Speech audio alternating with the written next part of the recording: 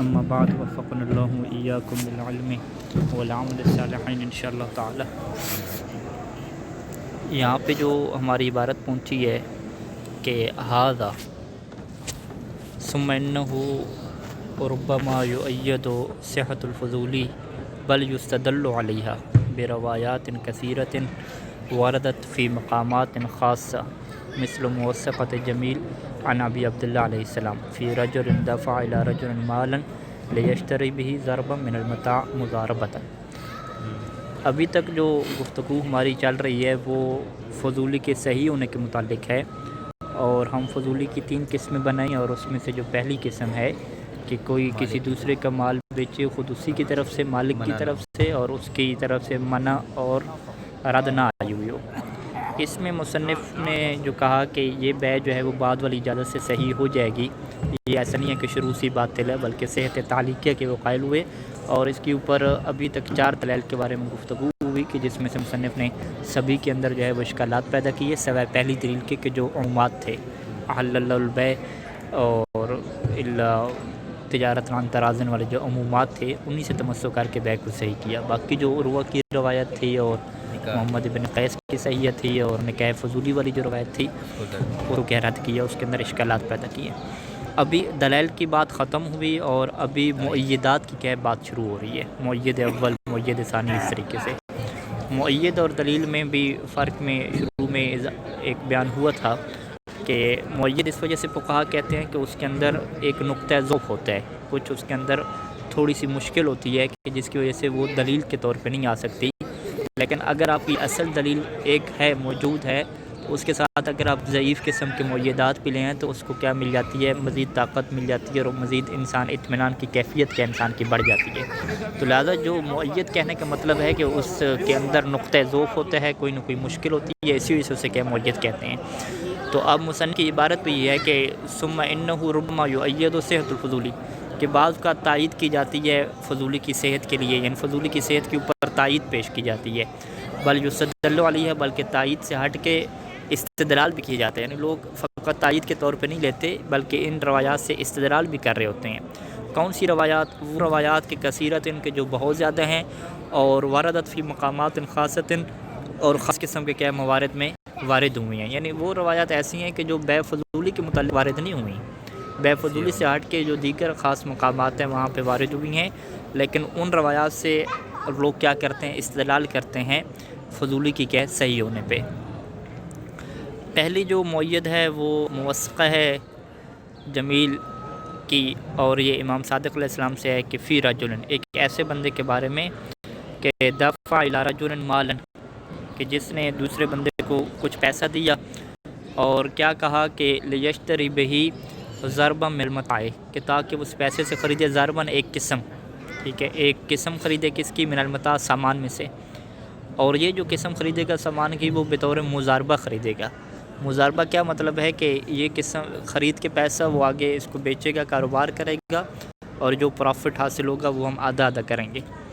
تو اب یہاں پہ مسئلہ کیا ہے کہ اس نے ضرب من المال، یعنی ایک مال کی جو نوعیت ہے وہ معین کی ہے، یعنی فرض کریں کہ اس نے کہا ہے کہ آپ اس سے جائیں اور گندم خریدیں، اور گندم خریدنے کے بعد کیا اس کے ساتھ کاروبار کریں تو ہم آپ کے ساتھ کیا ہے پروفٹ میں شریک ہوں گے۔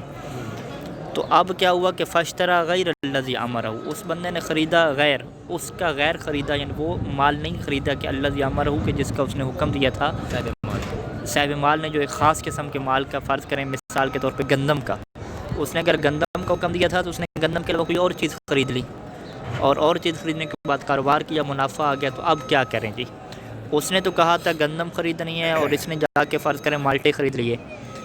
تو اب امام کے پاس جب یہ سوال پہنچا تو قالت، امام علیہ السلام نے یہ فرمایا کہ یہ معاملہ کیا ہے، صحیح ہے کہ لفظ نہیں ہے، لیکن بات انہوں نے وہی کیا صحیح والی، یہ کہا کہ ہوا ضامن، کہ یہ جو خریدنے والا بندہ ہے یہ ضامن ہوگا۔ ضامن کیا مطلب کہ مضاربہ میں کیا ہوتا ہے کہ جب مال تلف ہو جاتا ہے، اصل سرمایہ تلف ہو جاتا ہے تو اس کو کیا بنتا ہے، وہ ضامن بنتا ہے۔ تو مولانا نے کہا کہ یہ بندہ ضامن ہوگا اگر اس کا مال تلف ہو جاتا ہے، نقصان اور خسارہ ہوتا ہے، والربح، اگر یہ پروفٹ ہوتا ہے تو بینہما علی ما شرطہ، تو پروفٹ ان دونوں کے درمیان تقسیم ہوگا اسی نسبت سے کہ معاشرت ہو کہ جس کی انہوں نے کیا رکھی تھی، شرط رکھی تھی، وہ آدھے کی شرط رکھی تھی، ربع کی شرط رکھی تھی، اسی اعتبار سے کیا تقسیم ہو جائے گا۔ تو اس عبارت میں امام علیہ السلام کا یہ کہنا ہے کہ یہ جو ہے وہ بیع باطل نہیں ہے، یعنی اگر یہ بیع باطل ہوتی تو امام کیا کہتے ہیں کہ بھئی آپ جو ہے وہ اس کا پیسہ واپس کرو، یہ جو دوسرا سامان آپ نے خریدا ہے نا، یہ جو ہے وہ واپس کر کے اور اس کے جو پیسہ بنتا ہے وہ واپس کرو، بیع آپ لوگوں کی کیا ہوگی، باطل ہوگی۔ لیکن امام نے ایسا نہیں فرمایا، امام کہا کہ بالکل پہلے جیسی صورتحال ہے، آپ نے جو ہے وہ کاروبار کیا ہے تو جو پروفٹ ہوا ہے وہ آپ اس میں کیا کر رہو، تقسیم کر لو، جیسے کہ جو ہے آپ نے شرط اور طے کیا تھا۔ تو مطلب کیا ہے کہ ایک بندے کی پرمیشن کے بغیر اگلے نے جو ہے وہ بیع کی اور وہ سامان خریدا کہ جس کا اس نے کہا بھی نہیں تھا، تو پھر بھی امام علیہ السلام اس کو جو ہے وہ ٹھیک قرار دے رہے ہیں اور یہ کہہ رہے ہیں کہ جو پروفٹ تقسیم ہو جائے گا اور اگر وہ ضائع ہوتا ہے تو اس کا ضمن ہوگا۔ اور مصنف کہتے ہیں کہ وَنَحْوُهَا غَيْرُهَا الْوَارِدَةُ فِي هَذَا الْبَابِ، یعنی فی باب المضاربہ۔ اس کے علاوہ بھی بہت ساری روایات ہیں کہ جو باب مضاربہ کے اندر کہیں موجود ہیں، کہ جس کے اندر اس جیسی کیا صورتحال ہے کہ اگلے بندے نے جو کہا ہوتا ہے اس کے مطابق وہ چیز نہیں خریدتا، کوئی اور چیز خرید لیتا ہے۔ تو اس ساری روایات میں یہی بات ہمیں ملتی ہے کہ امام نے کہا ہے کہ یعنی بیع صحیح کے لفظ تو نہیں ہے، یعنی یہ کہا کہ بس جو پروفٹ ہے وہ تقسیم کر لیں، یہ نہیں ہے کہ باطل نہیں کہا، یعنی اسے نقصان میں صرف وہ اکیلا، ہاں نقصان میں وہ اکیلا شریک ہو جائے گا اور پروفٹ کیا تقسیم کر۔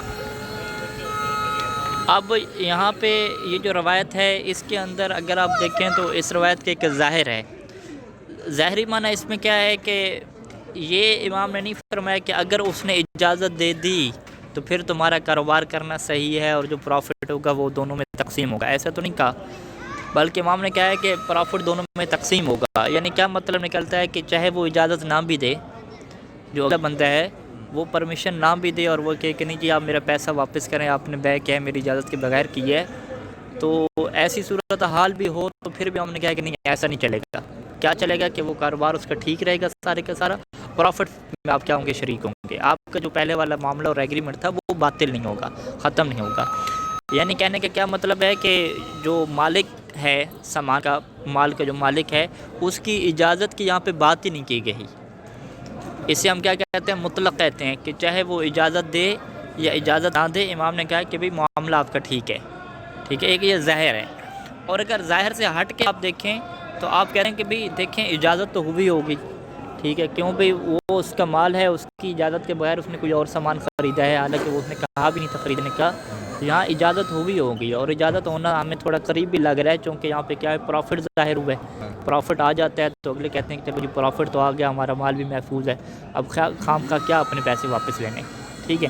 تو لہٰذا کیا ہے، ہمیں یہ لگتا ہے جو ظاہر عبارت سے ہٹ کے ہے، کیونکہ امام علیہ السلام نے یہ ذکر نہیں کیا کہ اگر وہ اجازت دے، تو ہمیں یہ لگتا ہے کہ اس نے اجازت دی ہوگی۔ تو جب اس نے اجازت دی ہوگی تو اب یعنی دو صورتیں ہوگی، تو یا تو آپ ظاہر عبارت کے مطابق رکھیں بات کو کہ وہ اجازت نہ بھی دے پھر بھی امام نے کہا کہ بھی بیع ٹھیک ہے، تو ایک خصوصی حکم ہو گیا، یعنی امام نے یہاں پہ کیا کیا، ایک خصوصی حکم صادر فرمایا کہ جس کا بیع فضولی سے کوئی تعلق نہیں ہے۔ اگر اس کا بیع فضولی سے تعلق ہوتا تو امام یہ فرماتے ہیں کہ اگر وہ اجازت دے تو بیع ٹھیک ہوگی، نہیں ایسی بات کی نہیں ہے، ایک خصوصی حکم جاری فرمایا امام علیہ السلام نے کہ اس مورد اور اس قضیے میں کیا ہے، جو مضاربہ والے کیس ہے، آپ کی بیع اگلی جو ہے وہ صحیح ہو جائے گی اور جو وہ کمائے گا پروفٹ لے گا وہ آپ تقسیم فقط کرو گے۔ تو اسے ہم پھر بیع فضولی سے ریلیٹ نہیں کر سکتے، ہم کہیں گے کہ یہ ایک الگ قسم کی بات ہے اور جو نص میں کہا گیا مولا نے اس کے مطابق آپ عمل کرو۔ تو لہٰذا اگر آپ ظاہر بات کے اوپر اور ظاہر روایت کے اوپر اور اطلاق کی روایت کے اوپر رہتے ہیں تو آپ بیع فضولی سے استدلال کر ہی نہیں سکتے، اور اگر آپ ظاہر کو چھوڑ کے آپ یوں استدلال کرتے ہیں کہ ہمارا یہ سمجھنا ہے کہ اس نے اجازت دی ہوگی، چونکہ عام طور پہ صورتحال یہ ہوتی ہے کہ جب پروفٹ ظاہر ہو جاتا ہے تو لوگ راضی ہو جاتے ہیں، یہ ہمارا سمجھنا ہے، تو پھر اس کا تعلق کس سے بنے گا، بیع فضولی سے بنے گا، اور اس سے استدلال کرنا کیا ہوگا، درست ہوگا۔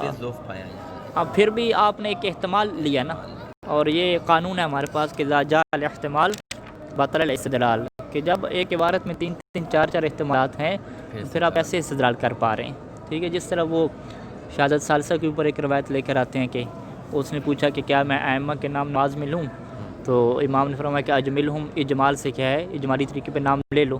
اب اس میں اجمال یعنی خود روایت میں کیا احتمالات پہ جاتے ہیں کہ نام آیا وہ دعا کی شکل میں لینے ہیں، اللہ کی حمد و ثنا کرتے ہوئے شکر کی شکل میں لینے ہیں، گواہی کی شکل میں لینے ہیں، فضائل کی شکل میں لینے ہیں، مصائب کی شکل میں لینے ہیں یا فقط کیا ہے علی علی کرنا ہے، فقط نام لینا ہے، کوئی فضیلت مصیبت گواہی کے چکر نہیں ہے. بہت سارے احتمالات ہیں. تو سارے احتمالات کو چھوڑ کے فقط آپ گواہی والے کو پکڑ لیں تو یہ کیا درست نہیں ہوتا. آپ کیا کہتے ہیں کہ بھئی باقی احتمالات بھی تو موجود ہیں، ان کا آپ کیا کریں گے، ان کی آپ نفی کہاں سے کر رہے ہیں. تو ایک اگر روایت میں بہت زیادہ آپشن موجود ہوں اس کلام کے اندر، اس لفظ کے اندر، آپ سبھی کو چھوڑ کے جو ہے وہ ایک کو لے رہے ہیں. آپ کہہ رہے ہیں نہیں مصائب اور فضائل تو نہیں پڑھ سکتے، علی علی بھی نماز میں نہیں کر سکتے، فقط کیا ہے وہ اشہد ان علی علیہ پڑھیں گے. تو یہ کہاں سے بھی آپ نے بات نکالی. تو اس سے کیا کہتے ہیں کہ احتمال کے آنے کی صورت میں آپ کے استدلال کیا ہو جاتے ہیں، باطل ہو جاتے ہیں. تو یہ روایت بھی کیا اسی طریقے سے ہے کہ روایت کے اندر ظاہری بات تو اجازت کی ہو ہی نہیں رہی تھی. ٹھیک ہے، دونوں باتیں ممکن تھی کہ ہو سکتا ہے کہ اس نے اجازت دی ہو سکتا ہے کہ اس نے اجازت نہ دی ہو. تو آپ نے جو ہے وہ ایک چیز کو فقط پکڑ لیا. ہاں جی، اب کہتے ہیں کہ فَإِنَّهَا إِنْ أُبْقِيَتْ عَلَى ظَاهِرِهَا کہ اگر اس روایت کو اپنے ظاہر پہ باقی رکھا گیا. ظاہر کیا ہے؟ ظاہر یہ ہے کہ من عدم توقف ملک الربح علی الاجازت. یہ جو نیا پروفٹ ہو رہا ہے اس کے جو مالک بننا ہے وہ اجازت کے اوپر موقوف ہی نہیں ہے.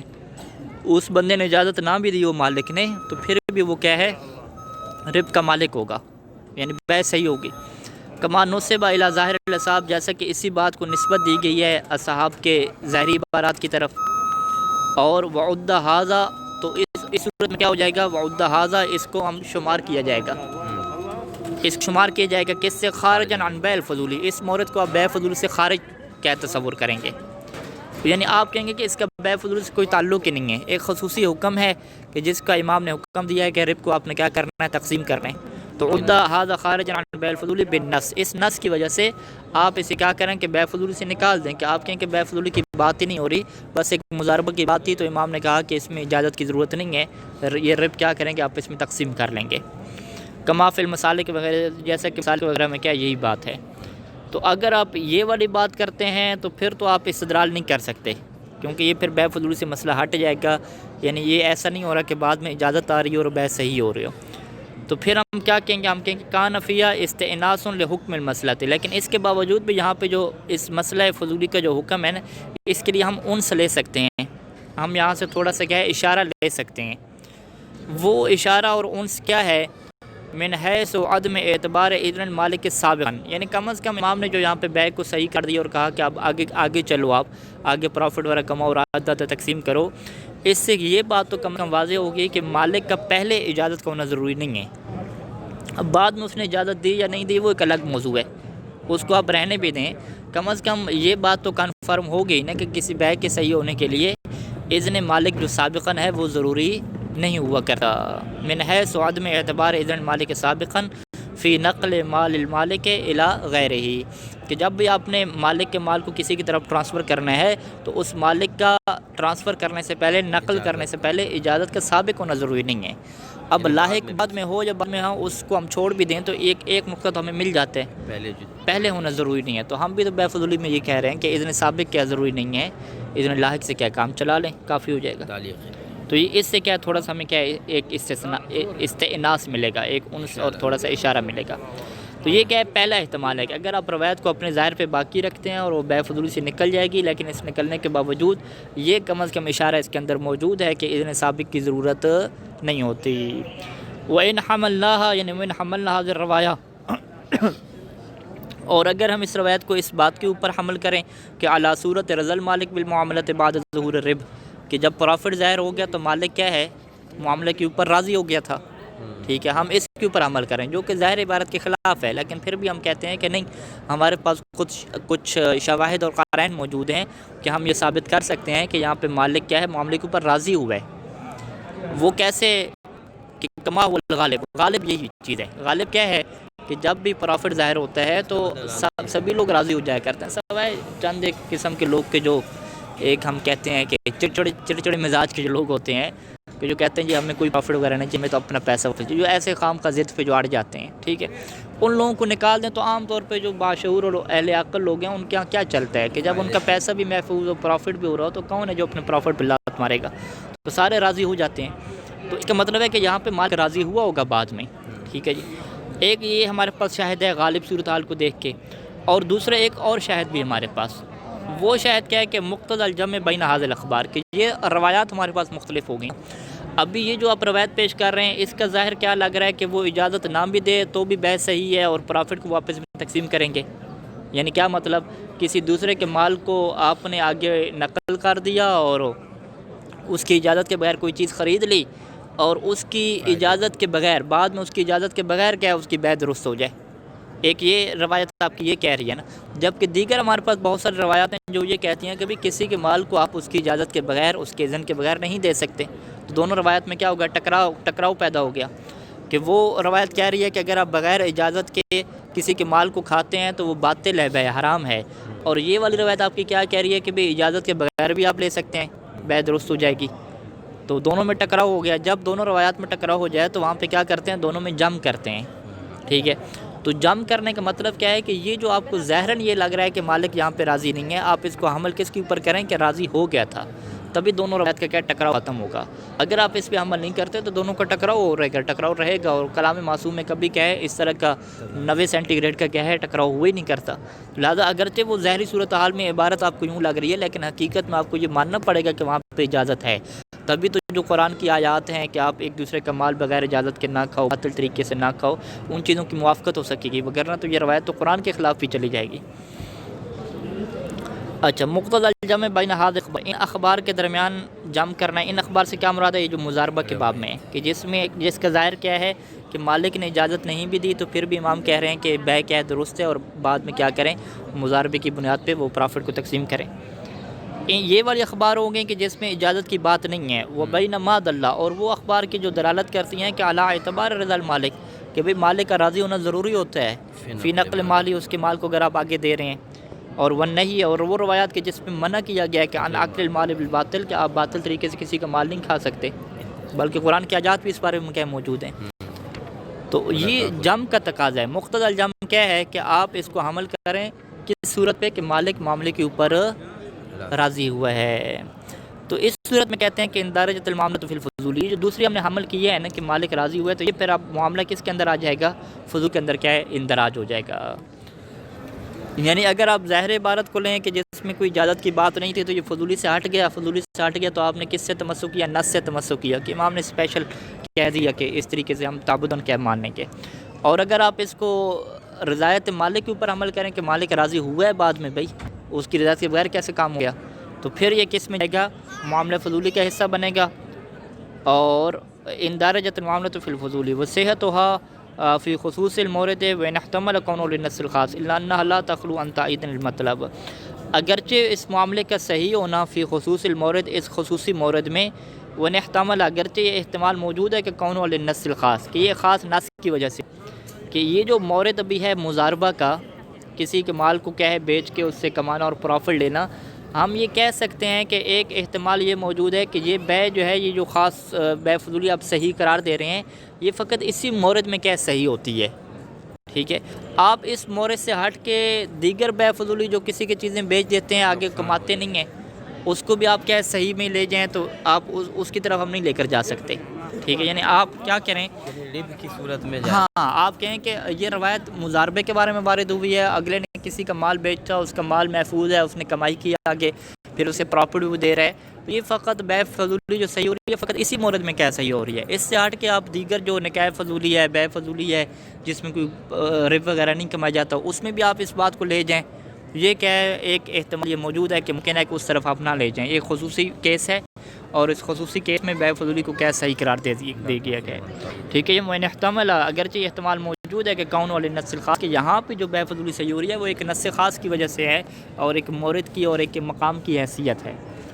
لیکن اس کے باوجود اللہ انہا لا تخلو عن تائید المطلب، کہ یہ جو روایت ہے ہمارے مطلب کی تائید کے طور پہ کیا ہے بن سکتی ہے. دلیل نہ بھی بنے، ایک تائید تو مل جاتی ہے کہ یہ بہرحال بیع فضولی ایسی ہو رہی ہے کہ جس کے اندر اذن سابق کا ہونا کیا ضروری نہیں ہوتا. تو بس خلاصہ کلام کیا ہوا، کے طور پہ ہم ہاں تائید کے طور پہ لیں گے، دلیل کے طور پہ نہیں لیں گے. لیکن اس یعنی یہ خاص مورد کے اوپر، ہاں وہ کب ہے، آپ خاص مورد کے اوپر لیں گے. یعنی اگر آپ پہلی بات کریں کہ بیع فضولی سے آپ اسے خارج کریں تو پھر بھی ہم اس کو صحیح قرار دے رہے ہیں ایک روایت کی وجہ سے. اگر آپ اسے بیع فضولی کا حصہ بنائیں اور کہیں کہ بعد میں مالک راضی ہو گیا تھا، تو پھر بھی یہ احتمال تو رہتے ہی ہے نا کہ اس بیع فضولی کو اس مورد کی وجہ سے صحیح قرار دیا گیا ہو، نص کی وجہ سے، خاص مورد کی وجہ سے، نہ کہ جو ہے وہ آپ اس کو عام کر دیں. تو یہ دونوں جگہوں پہ اقالات باقی رہتے ہیں. یعنی مصنف کہنے کا یہ مطلب ہے کہ چاہے آپ اسے بے فضولی کا مصداق بنا بھی لیں پھر بھی ایک دوسرا احتمال کیا ہے، ایک معقول احتمال کیا رہتا ہے کہ یہ بے فضول، ہر قسم کی بے فضولی کی بات نہیں ہو رہی، ایک خاص کیا ہو رہی ہے. تو جب یہ احتمالات آپ کے آ جاتے ہیں کسی بھی استدلال کے اندر تو وہ استدلال کیا آپ کا کمزور پڑ جاتا ہے. یعنی جیسے قرآن مجید نے کیا ظن کہا ہے جو کہ حجت نہیں ہوتا، تو وہاں پہ آپ پھر کس کی طرف چلتے ہیں، تو اس کو چھوڑ دیتے ہیں. یعنی دلیل کے طور پہ سے آپ نہیں لیتے، زیادہ سے زیادہ ایک تائید آپ سپورٹنگ کے طور پہ لے سکتے ہیں کہ بھئی ہماری بات بھی تو اس میں ہے. ٹھیک ہے. اچھا جی، ایک معید ہو گیا. دوسرا جو معید ہے وہ من ھذا القبیل، اور اسی قبیل سے ہے الاخبار الواردۃ فی اتجار غیر الولی فی مال الیتیم، کہ وہ اخبار کے جو وارد ہوئے ہیں کس مسئلے میں کہ غیر ولی کے علاوہ کوئی اور بندہ کیا کرتا ہے، تجارت کرتا ہے فی مال الیتیم، یتیم کے مال میں. ٹھیک ہے جی. ولی تو باپ اور دادا ہے، باپ اور دادا کو اختیار ہے نا کہ ان کی اجازت سے کیا ہے کام کیا جائے.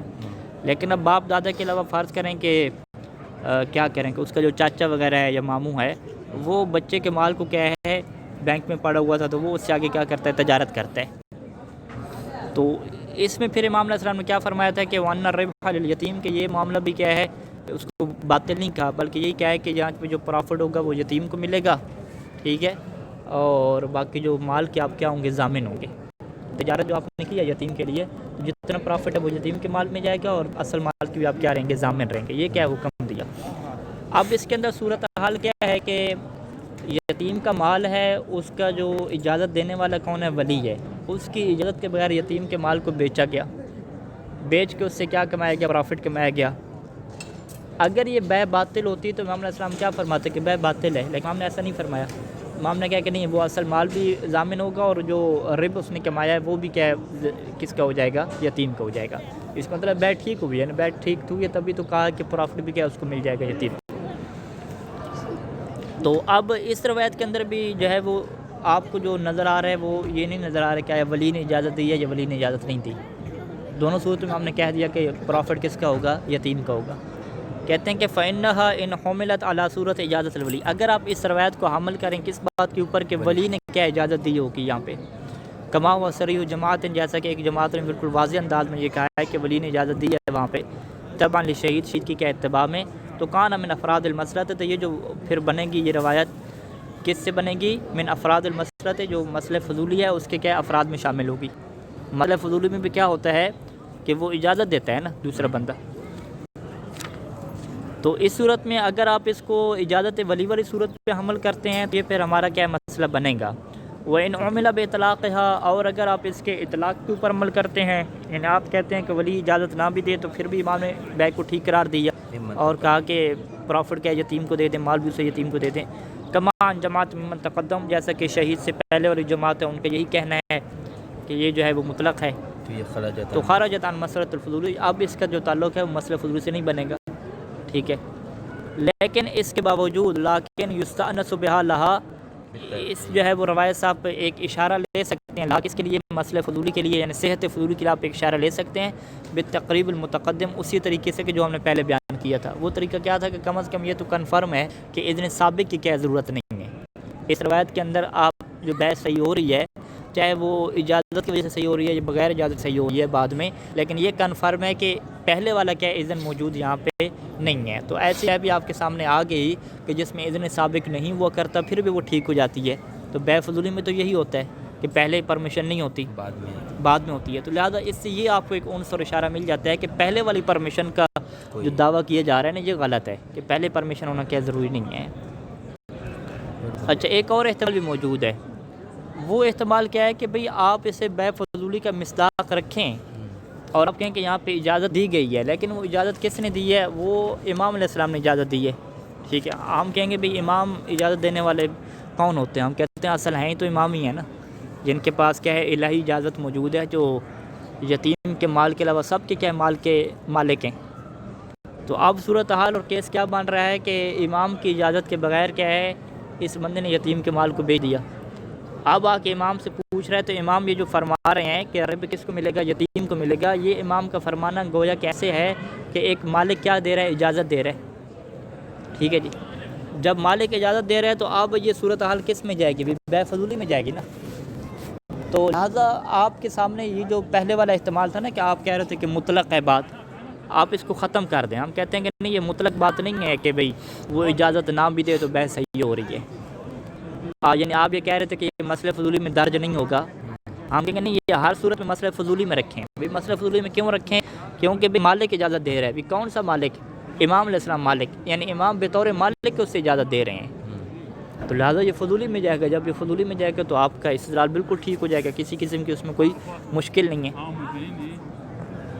یعنی بے فضولی میں اس کو ہم بے فضولی میں شمار کریں، ٹھیک ہے، بے فضولی میں شمار کریں اور امام نے اجازت دے دی تو ہم یہی تو کہہ رہے ہیں کہ اگر مالک اجازت دے دے تو بے فضولی صحیح ہو جاتی ہے. لہٰذا اس سے بالکل دلیل مکمل بن جائے گی. ٹھیک ہے. ربما احتمل، یعنی بعض کا یہ احتمال دی جاتا ہے کہ دخول ہوا فی المسئلہ ہے کہ یہ جو روایت ہے یہ ہمارے مسئلہ میں داخل ہے، من حیث ان الحکم فضولی میں داخل ہے، فضولی سے نہیں نکل سکتی. کس وجہ سے؟ کہ من حیث ان الحکم بالمضی، کہ یہ جو اس میں حکم دیا گیا ہے کہ آپ اس بیع کو جاری رکھیں، راضی کریں، امضاء کریں. مضی کیا مطلب ہے؟ امضاء کرنا، اجازت دینا. کہ ان الحکم بالمضی، کہ یہ جو کہا کہ یہ آپ بیع کو صحیح قرار دیں اور آگے جو آپ نے پروفٹ وغیرہ کمایا وہ آپ لیں، یتیم کو دے دیں، یہ کیا ہے؟ اجازت الہیۃ، یہ الہی اجازت ہے. الہی اجازت کیا مطلب؟ کہ امام علیہ السلام نے اجازت دی ہے نا. تو امام کون ہے؟ اللہ کی طرف سے ایک ولی ہیں اور اولا بالتصرف ہیں، لوگوں کے مالک ہیں، مالک حقیقی آپ کہہ دیں. تو یہ اجازت الہی کا مطلب یعنی یہ نہیں ہے کہ اللہ نے کوئی وحی نازل کی اور اجازت ہو گئی. یعنی امام نے اجازت دی نا، امام اللہ کے نمائندے ہیں. ٹھیک ہے. اجازت الہیۃ یعنی امام کی یہاں پہ جو اجازت ہے، اجازت الہیۃ لاحقۃ للمعاملۃ، ایک ایسی اجازت ہے کہ جو الہی ہے، جو امام کی طرف سے ہے، جو اصل مالک کی طرف سے ہے اور جو بعد میں آ رہی ہے. ٹھیک ہے. تو اب یہ مسئلہ بے فضولی بنا یا نہیں بنا؟ ٹھیک ہے. کہ ایک مالک کی اجازت کے بغیر، یعنی مالک کیا مطلب؟ امام علیہ السلام. امام کی اجازت کے بغیر کیا تصرف ہوا اور پھر بعد میں امام نے کیا اس کی اجازت دے دی. ٹھیک ہے. فتعمل کہتے ہیں کہ آپ غور و فکر کریں کہ آپ موضوع سے ہٹ رہے ہیں. ہمارا موضوع یہ نہیں ہے کہ مالک کی حقیقی اجازت دے. ہم جو بے فضولی میں ساری بحث کر رہے ہیں کہ وہ مطلب کوئی بھی ولی ہو، وہ مالک سے ہم کیا مراد لیتے ہیں؟ اللہ کی ذات تھوڑی ہم مالک سے مراد لیتے ہیں. ہم نے مالک کی کیا تعریف کی تھی؟ کہ جس کو تصرف کا اذن دیا گیا ہو شارع کی طرف سے. ٹھیک ہے. وہ ولی ہو سکتا ہے یا خود کیا ہو، مالک ہو. اس کی ہم بات کر رہے تھے نا. آپ تو سیدھا مالک حقیقی کے اوپر آ گئے. لیکن یہاں امام جو ہے وہ بھی تو مثلا شارع نے اجازت دی ہے، وہ بھی شارع نے، لیکن یہ بے فضولی میں ہمارا موضوع بحث نہیں ہے نا. موضوع بحث ہمارا کیا ہے کہ کون سے مالک کی اجازت کی ہم بحث کر رہے ہیں؟ کہ جس کو اللہ نے اور امام نے مالک بنایا ہے، ان لوگوں کی ہم اجازت کی بات کر رہے ہیں. اللہ اور امام نے. ہاں، خود اللہ اور امام کی بات ہی نہیں ہے. اللہ اور امام اگر اجازت دے رہے ہیں تو اس سے یہ نہیں کہتے کہ انہوں نے اجازت دے دی، بلکہ انہوں نے حکم دے دیا معاملے کے صحیح ہونے کا. اس کو تو اب اجازت اور پرمیشن کہتی نہیں ہے نا. یعنی آخر میں انہوں نے کہا، ہاں، آخر میں تعامل میں کہا کہ بھئی یہ بات بھی درست نہیں بنتی، اس میں بھی یہ مشکل موجود ہے. جب ساری مشکلات موجود ہیں تو پھر آپ اس کو دلیل نہ بنائیں بلکہ کیا بنائیں؟ تائید بنائیں. تو یہ تعامل کی بات کا تشریح پوچھتے ہیں کہ فتعمل میں کیوں کہا کہ یہ جو آپ آخری جو ہم نے احتمال دیا ہے یہ اس میں آپ مزید کیا تعامل کریں، غور و فکر کریں. آپ کہتے ہیں اس وجہ سے کہ یہ جو آخری احتمال دیا ہے یہ محل نزاع سے ہٹ کے ہے. محل نزاع مالک کے حقیقی کے بارے میں نہیں ہے کہ وہ اجازت دے. محل نزاع کس کے بارے میں ہے؟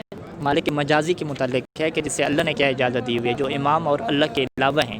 کیونکہ امام اور اللہ اگر معاملے کو صحیح قرار دے رہے ہیں تو ان کا وہ حکم ہوا کرتا ہے، نہ کہ کیا ہوا کرتی ہے؟ اجازت ہوئی کرتی ہے.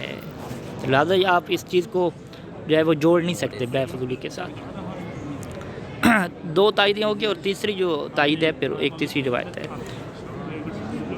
اللہم صلی اللہ، مثلا دو تائیدیں ابھی ہم نے پیش کر دی نا. ہاں، دونوں میں کیا ہے؟ ذوق موجود ہے. تائید تو ہے بہرحال. ٹھیک ہے جی. ابھی لیکن انہوں نے نتیجہ نہیں نکالا ہے کچھ.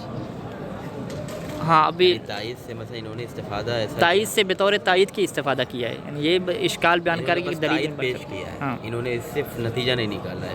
ہاں، دلیل نہیں دی. آپ کیونکہ دلیل نہیں دی. آخر میں دیں گے کیا؟ دلیل تو دے چکے نا، وہی پہلے والی. نہیں، آخر میں